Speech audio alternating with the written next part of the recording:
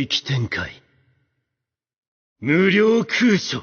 What's up, YouTube? It's your boy Spectro here, and today we talking about Halo Combat. Well, I would say Combat Campaign Evolved. All right, this game here is, oof, man. What a time to be alive, man. What a time to be alive. I never thought I'd see the day where Halo would come to PlayStation.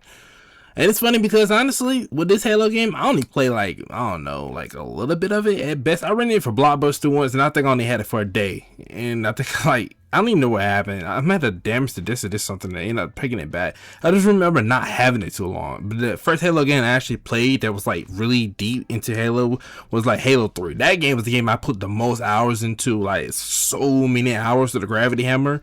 And the sword, nah, I had so much fun, man. Good times, good times. It was like 2008 for me. What a time to be alive, boys. What a time to be alive. But I can't believe what I'm witnessing right now, a fact that Halo is coming to PlayStation. Bro, we used to have conversations like back then. We're like, wouldn't it be fucking insane if Halo just like decided to just come to PlayStation? And we're like, no fucking way. Xbox would never do that. Like, Halo's their baby. Halo is their prized possession. They will never let Halo come to another console. You know, Halo is Mario to Nintendo. You know, Halo is that to Xbox. And just looking back on it, it was like we never considered whatsoever. We was playing Halo 3, then the Halo Reach came out. We're playing that, having the time of our lives, and then we're going around playing Halo 4. And then I was like, no, it was Halo 3, and then Halo ODST, and then it was Halo Reach, and then it was Halo 4, a little bit Halo 4. And it was such fun times playing Halo, man. Such fun times, you know. And now I think about it more and more. This is even crazier to think about because I mean, I wonder how Bungie feels, you know, seeing that Halo's coming to PlayStation. They probably never thought themselves to see the game, one of those games, the early games like that, you know, they kind of like their early days just end up coming to the opposition side where they end up at as well. So I wonder how that kind of feels for developers to see that like Halo Combat Evolve. Well, I keep saying Combat, but Campaign Evolved coming over to PlayStation. I'm assuming they're pretty excited, you know, to see their game come over and, you know, get to witness people on PlayStation get to play it for the first time ever. And I wonder if this is going to lead to something much grander for Halo as a franchise, because obviously there's going to be a new Halo game in the future, because there's no way that the last Halo game with Infinite is going to be the last Halo game. But I'm assuming that those Halo games probably won't come to PlayStation. But I'm assuming for the older Halo games, there's a chance there may be another Halo game beyond Campaign Evolved.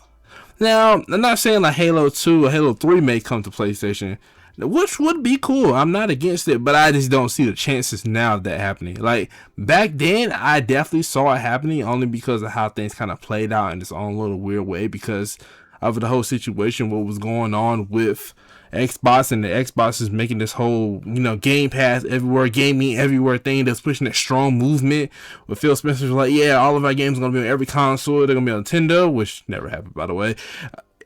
Ambitious, and I would not lie. Shout out to Phil Spencer for trying to achieve that goal. But, well, buddy, at the end, he had a good run, honestly. And I'm not saying the entire run. I'm saying like the beginning half of when he first got hired at Xbox. It was a good half. That first half was a good run. That later half, well, I think there's some decisions that definitely was very questionable. And I would say putting the franchise games on another console was one of them. Like I said, I'm happy Halo is coming to PlayStation, but if you want my honest opinion, it should have never happened. Of all the games that got thrown on PlayStation from Xbox, Halo should have never been one of them. This is like if Nintendo decided to throw Mario on PlayStation. Like, Nintendo had to be dead ass broke. Like, no, I'm talking about near fucking bankruptcy for they do some shit like that. Even then, I think they'll just let Mario die with them for they do some shit like that. That's just how I look at it. So Nintendo rather die and take Mario with them as a franchise before they let their precious baby like that goes to another competition. They just refuse. And I feel like that should have been the case for Xbox with Halo. And I think that was like the last straw that brought the camel's back when it came to just Xbox as a brand.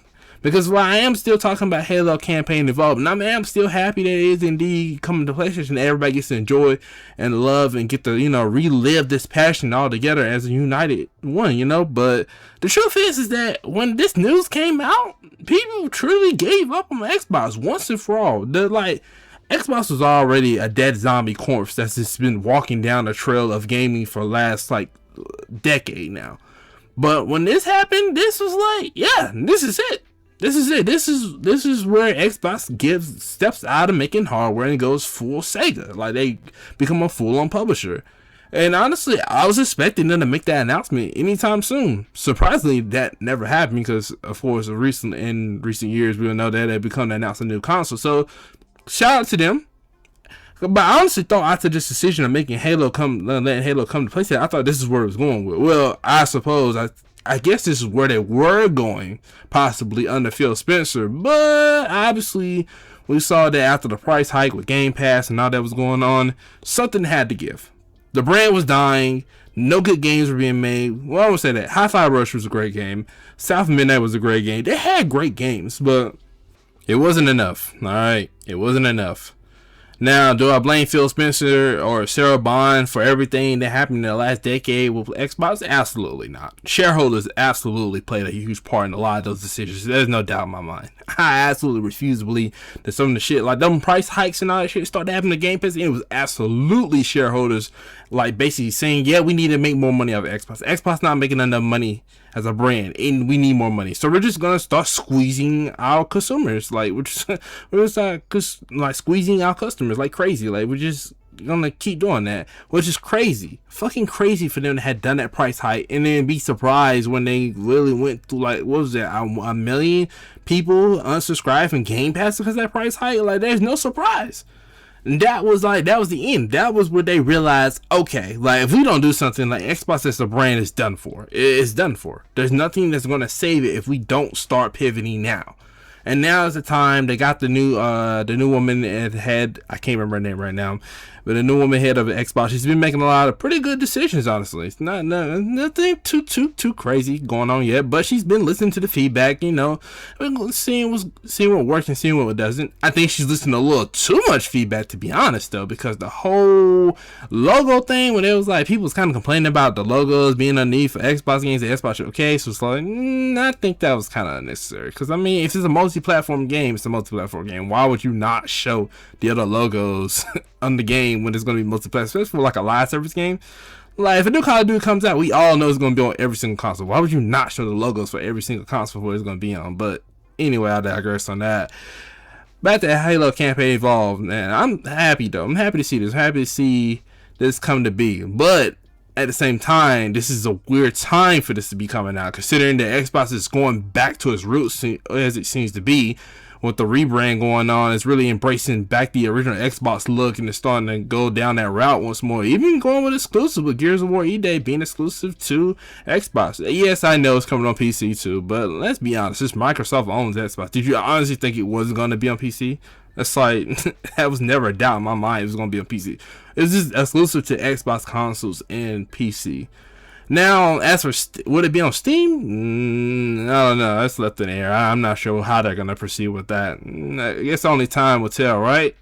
But anyways, I think Xbox is heading down a redemption. Somewhat of a redemption. Let's not get too hype about it, because I know one thing. Giving Xbox too much credit always ends up coming back to bite you in the worst way possible. But, hey, this Halo Campaign Evolved, we're getting it. We're going to be there. We're going to have a good time. And we could be united as one once again, you know? Feel that early 2000s, you know? Good times. Good times. But with all that being said, folks, thanks for watching. I'm going to enjoy the video. If you like video, so outside the video. Tell me to comment below. I'm Spectro, and I'll keep this guy next time. Hey, y'all got to get it, man. Don't miss out. See ya.